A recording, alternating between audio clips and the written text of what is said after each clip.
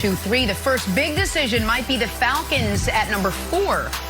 Reports are Atlanta is sending the full allotment of coaches to Trey Lance's second pro day. That's today. And that they've already received calls about their pick. Fox Bet Sportsbook has tight end Kyle Pitts as the favorite to go to the Falcons at 4, followed by Fields and Lance. We got Greg Jennings with us this morning to help break it all down. Greg, good morning. What do you think is the better strategy for the Falcons at 4? Draft a quarterback, or do you continue to build around Matt Ryan?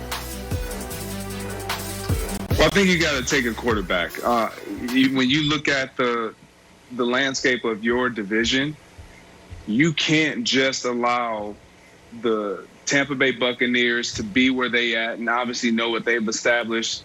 The Panthers, they just acquired Sam Darnold, so they're solidified at the quarterback position. Then you got the New Orleans Saints, and we know what they've always been, and their quarterback position is a little unsettled as of right now as far as the future. You have an opportunity, if you are the Atlanta Falcons, to not only build on what Matt Ryan has done, which is honestly, let's face it, it's not much. They got to the Super Bowl, and he's been an MVP. But outside of that, even last year, they haven't been able to sustain any type of success. So you, as a new head coach and Arthur Smith and a new general manager and Terry Fontenot, you have to not only go into this draft knowing that we can win now with Matt Ryan and Julio Jones, but we also can set up ourselves for the future if we take a quarterback. And when are they going to have another opportunity to pick like this? Well, the opportunity may come next year if they decide to continue going down this road that they've been going down. So I think you have to take a quarterback right here.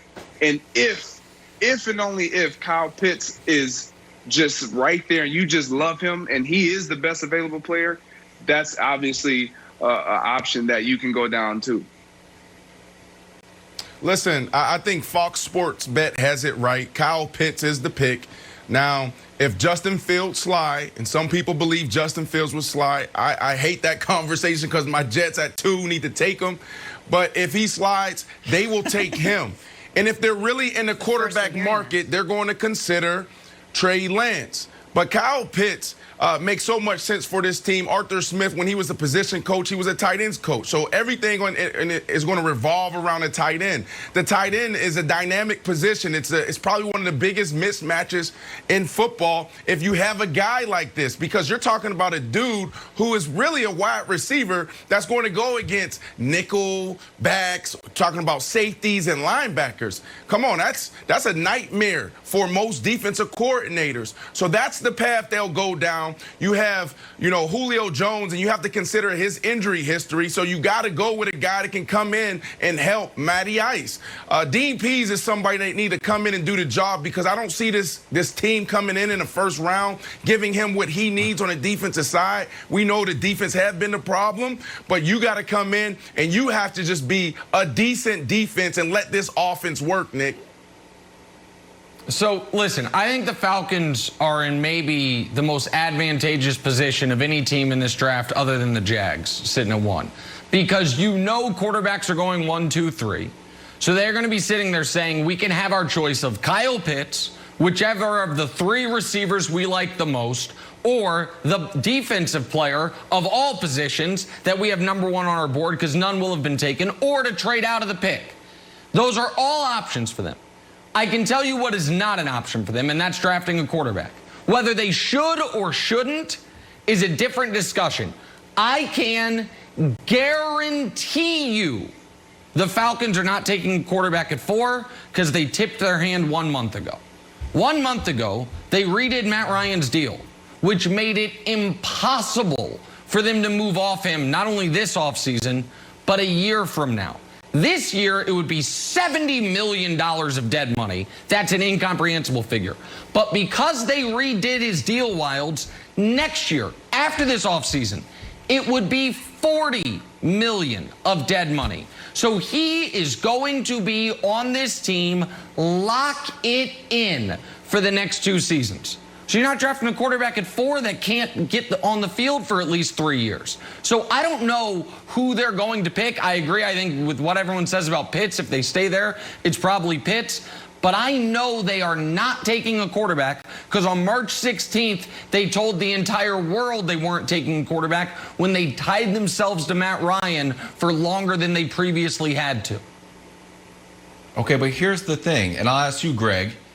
You could fall in love with Trey Lance, and you know that you have Matt Ryan's contract set up as it is. Trey Lance is 20 years old, Greg. He completed 15 passes this year. We know he only started a handful of games ever, even going back to high school. He is so raw and needs so long to grow. And I think now we have sort of the trend of first-round draft picks playing right away. That wasn't always the trend. I could see the Falcons saying, you know what? We love this guy so much. He's a diamond in the rough up here in North Dakota. We're sitting in the 4th pick, and I can see our future post-Matt Ryan.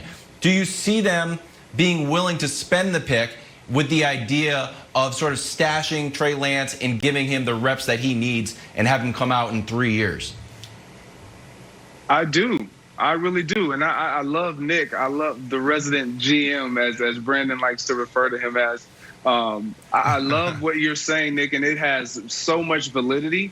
However, when you look at Trey Lance, what you're saying, Wiles, is exactly why I feel like they're going to try to acquire this quarterback. And if it is Trey Lance, which I believe that's the only quarterback that will be remaining, they should take that, because you know what you have in Matt Ryan. And anytime a head coach and a general manager takes over a team, it's either a complete rebuild or you feel like we can still do some great things right now, as well as plan for the future.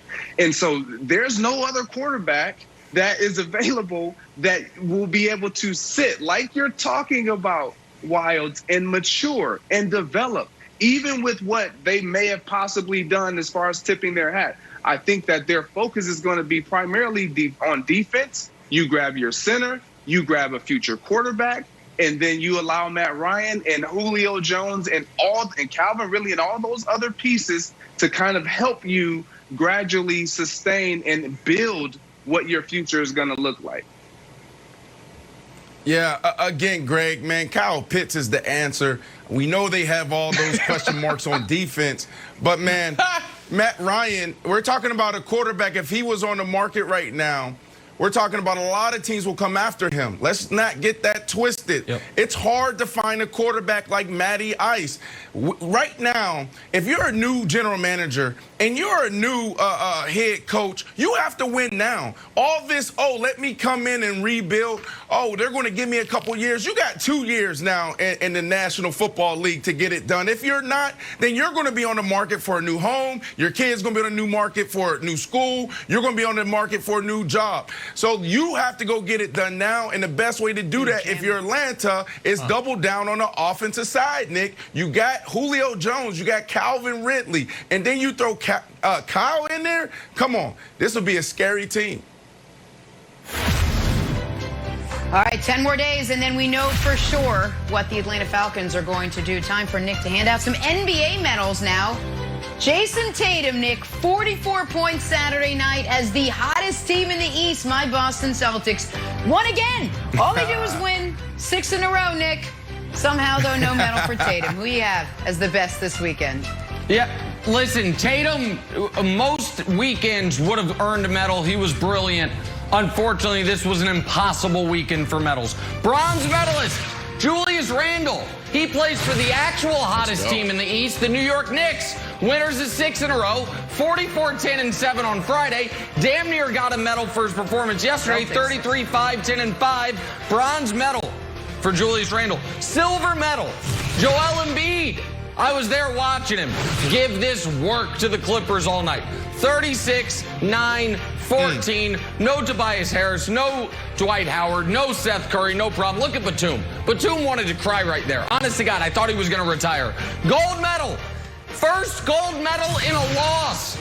Chef Curry, 47, 7, and 3. This month, he's averaging 40. How about this? This past week, he had 3 games with 10 threes.